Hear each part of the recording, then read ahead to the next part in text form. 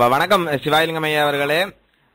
இன்று யாழ் மாவட்டத்தில் உள்ள அரச காணிகளில் 180 சிங்கள குடும்பங்களையும் மீள்குடியேற்றப்பட போவதாக செய்திகள் வந்து கொண்டிருக்கிறது. அது குறித்து உங்களுடைய கருத்துக்களை கூறுங்கள். வணக்கம்.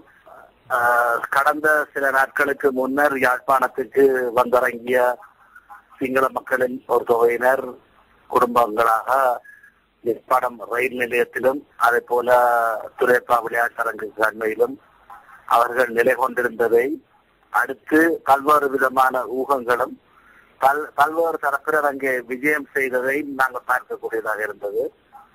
ஆனால் இலங்கை தீவிலே, இலங்கையுடைய வரலாற்றிலே வாடகைக்கு குடியிருந்தவர்களை அவர்களோட அகதிகளாக அல்லது அவர்களுக்கு மேல்குடியேற்றம் செய்ய வேண்டும் என்று நினைக்கின்ற இது ஒரு அப்பட்டமான சிங்கள குடியேற்றமாகத்தான் நாங்கள் பார்க்கின்றோம். இது விடுதலை புலிகள் இருந்த காலத்திலேயே 9 பாதை வழியாக ஆயிரக்கணக்கான சிங்கள மக்கள் வந்து யாழ்ப்பாணத்தை பார்த்து சென்றார்கள்.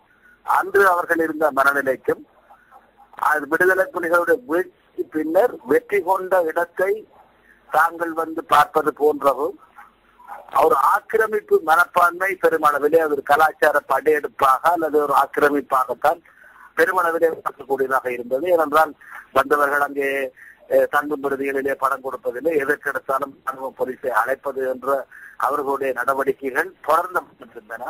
அந்த நடவடிக்கையை தொடர்ச்சியாகத்தான் இதை பார்க்கிறோம். ஏற்கனவே வருடக்கணக்கிலே ஆண்டாண்டு காலமாக 100 ஆண்டுகளுக்கு மேலாக வாழ்ந்து கொண்டிருக்கக்கூடிய பலருக்கு இன்றைக்கு யாழ்ப்பாண குடாநாட்டிலே காணிகள் இல்லை. ஒரு சிறு துண்டு நிலம் கூட இல்லை. ஒரு குழி நிலம் என்று சொல்லப்படுகின்ற ஒரு சின்ன ஒரு 25 அல்லது 50 சதுர அடி நிலம் கூட அவர்களுக்கு சொந்தமாக இல்லாத ஒரு சூழ்நிலையிலே இவர்களுக்கு உடனடியாக அரச காணிகள் என்றாலே யாழ்ப்பாண குடாநாட்டிலே கட்டுப்பாடான நிலைமையிலே குடியேற்றுவது என்பது இன்றைக்கு பலஸ்தீன பிரச்சனையிலே யூத குடியேற்றங்கள் இஸ்ரேல் நாடு செய்து கொண்டிருக்கின்ற யூத குடியேற்றத்துக்கு ஒப்பிடலாம்.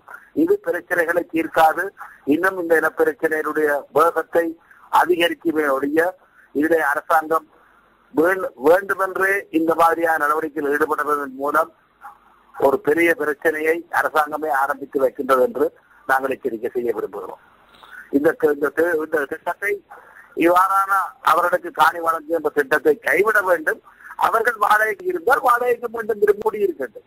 வாடகைக்கு வந்தவர்கள் சொந்த வீடுகள் அல்லது சொந்த காணிகள் இருப்பதாக நிரூபிப்பவர்கள் அந்தந்த காணிகளை அவர்களுக்கு பெற்றுக் கொடுப்பதற்கு நடவடிக்கை எடுக்கட்டும். அதற்கு சட்டத்தை திருத்துவதற்கு நாங்கள் ஆதரவு வழங்க தயாராக இருக்கின்றோம். உங்களுக்கு தெரியும், 10 ஆண்டுகள் ஒரு இடத்திலே நிலையாக அங்கே ஒருவர் குடியிருந்தால் அவருக்கு குடியிருப்பை உரிமைப்படுத்தக்கூடிய, அதாவது வந்து சொல்வார்கள் ஆட்சி உறுதி என்று அல்லது ஆட்சி உரிமை என்று 10 ஆண்டுகள். இன்றைக்கு அது முஸ்லிம் மக்களாக இருக்கட்டும், சிங்கள மக்களாக இருக்கட்டும், அவர்கள் 20 ஆண்டுகளாக 10 ஆண்டுகள் அல்லது 10 ஆண்டுகளுக்கு மேலாக அந்த காணியிலே குடியிருந்தவர்களுக்கு சொந்தம் என்றால் 10-20 ஆண்டுகள் கடந்திருந்தால் அது உண்மையே அந்த மக்கள், அந்த சிங்கள மக்களுக்கோ அல்லது முஸ்லிம் மக்களுக்கோ சொந்தமாக இருந்தால் அவ்வாறு அவர்களை குடியேற்றுவதிலே தவறில்லை. அதை விடுத்து இவ்வாறு இந்த அரசாங்கம் இவர்கள் 180 குடும்பங்களையும் குடியேற்ற முற்படுவது என்றால் இது இஸ்ரேலியரோட யூத குடியேற்றத்துக்கு ஒப்பானது. இது பலஸ்தீனியர்களுடைய அந்த மண்ணிலே அவர்களை சிறுபான்மையினராக்கின்ற மோசடியான இந்த திட்டத்தை போல உலகம் இதை பார்க்க வேண்டும். இது ஒரு மிகவும் பாரதூரமான விடயம். இதை இந்த எவ்வாறு செய்வதன் மூலம் அரசாங்கமே இந்த பிரச்சனையை மீண்டும் எரியூட்டுகின்றது என்பதை நாங்கள் எச்சரிக்கை செய்ய விரும்புகிறோம். உடனடியாக இந்த திட்டத்தை அரசாங்கம் கைவிட வேண்டும் என்று நாங்கள் கூறுகிறோம். இன்னைக்கு தமிழ் மக்கள் பாரம்பரியமாக ஆண்டாண்டு காலமாக இருந்து வந்த ஒரு உதாரணமாக திருவண்ணாமலை மாவட்டத்தை எடுத்துக்கொண்டாலும் அல்லை குடியேற்றம், சேருவில அப்படியான தமிழ் பிரதேசங்கள், மற்ற யாழ் மாவட்டத்திலேயும் பலிகாமத்திலிருந்து மற்ற ஏராளமான இன்னும் பிரதேசங்கள் இருக்கின்றன. மற்றது மணலாறு பிரதேசம், அந்த பிரதேசங்கள் எல்லாம் சிங்கள குடியேற்றம், தமிழ் மக்களை அப்புறப்படுத்தி சிங்கள குடியேற்றங்களும் ராணுவ உயர் பாதுகாப்பு வலயங்களுமாக இருக்கின்ற இந்த நிலையில இன்றைக்கு இந்த சிங்கள மக்கள் வந்து ரயில் நிலையத்தில் இருந்த ஒரு குறிப்பிட்ட காலப்பகுதியிலேயே அரசாங்கம் இவர்களுக்கு உடனடியாக நடவடிக்கை எடுக்கின்றது. குறிப்பாக இந்த முள்குடியேற்றத்துறை அமைச்சர் மில்ராய் பெர்னாண்டோ வந்து உடனடியாக இந்த நடவடிக்கை எடுக்கின்ற இந்த பின்னணி என்னவாக இருக்கும் என்று நீங்கள் கருதுகிறீர்கள்? இல்ல, அரசாங்கத்தினுடைய ஒட்டுமொத்தமான சிங்கள குடியேற்றத்தினுடைய நிகழ்ச்சி நிரலாகத்தான் இதை பார்க்க முடியும். இதற்கு முதல் குடியேற்றத்திற்கு ஊரை கொடுத்துகின்ற ராசாவுக்கு கொல்லிக்கட்டையை எடுத்துக் கொடுக்கின்ற மந்திரிகள் போல உதவி அமைச்சராக முரளிதரன் அவர்கள் கருணா அம்மான் இருந்து கொண்டிருக்கிறார்.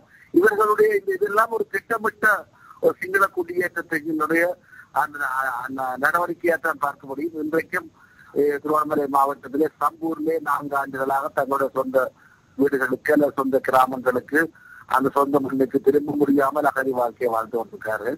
இன்னமும் தென்னமரவாடி திருவண்ணாமலை மாவட்டத்திலே தென்னமரவாடி மக்கள் குடியேற்றப்படவில்லை. நடவடிக்கை எடுக்கப்படுவதாக சொல்லப்படுகிறது. கிழக்கு மாகாணத்திலும் வன்னியிலும் ஏற்கனவே பல இடங்களிலே சிங்கள குடியேற்றங்களை செய்தவர்கள் மீண்டும் இப்பொழுது ராணுவ குடியிருப்புகளை ஏற்படுத்துவதற்கின்ற முயற்சிகளுக்கு முன்னோடியாக இது மக்களுடைய மனங்களை அல்லது அவர்களுடைய நிலைமைகளை தளர்ச்சி அடைய செய்வதற்கு யாழ்ப்பாணத்துக்குள்ளேயே குடியேற்றி விட்டார்கள். நாங்கள் இது வன்னியத்திலேயே எதிர்ப்பான் என்ற ஒரு நிலைமையை உருவாக்கலாம் என்ற அரசாங்கம் நம்ப ஒருவேளை எண்ணக்கூடும். ஆனால் இது மிகவும் ஒரு பாரதூரமான நிலைமைக்கு எட்டி செல்லும். இதை ஒட்டுமொத்தமாக தமிழர்களுடைய தாயக பாரம்பரிய பூமியிலிருந்து ஒரு புற்றுநோய் போல எங்களுடைய நிலங்களை சின்னாவனப்படுத்துகின்ற ஒரு முயற்சியாகவே இதை நாங்கள் பார்க்கிறோம். இந்த வகையிலே தமிழ் தேசிய விடுதலை கூட்டமைப்பு நான் சார்ந்த என்னுடைய செயலாளர் நாயகம் என்ற வகையிலே என்னுடைய கண்டனத்தை நாங்கள் தெரிவிக்கின்றோம். இது எமது கட்சி மாத்திரம் இந்த கண்டனத்தை தெரிவிக்கிறார் போதாது தமிழ் மக்களை பிரயத்தனப்படுத்துகின்ற தமிழ் தேசிய கூட்டமைப்பு உட்பட அத்தனை பேரும் இதை வன்மையாக கண்டிக்க வேண்டும். இந்த விடயத்திலே தமிழர்களுடைய குரல் ஓங்கி ஒலிக்க வேண்டும், ஒரே குரலாக ஒலிக்க வேண்டும் என்பதுதான் எங்களுடைய தாழ்மையான வேண்டுகோள். நன்றி, மிக்க நன்றி ஐயா. இந்த தகவலை ஒழுங்காக விளங்கப்படுத்தி நமது மக்களுக்கு எடுத்து சொல்லமைக்கு மிக்க நன்றி. நன்றி, வணக்கம். நன்றி, வணக்கம்.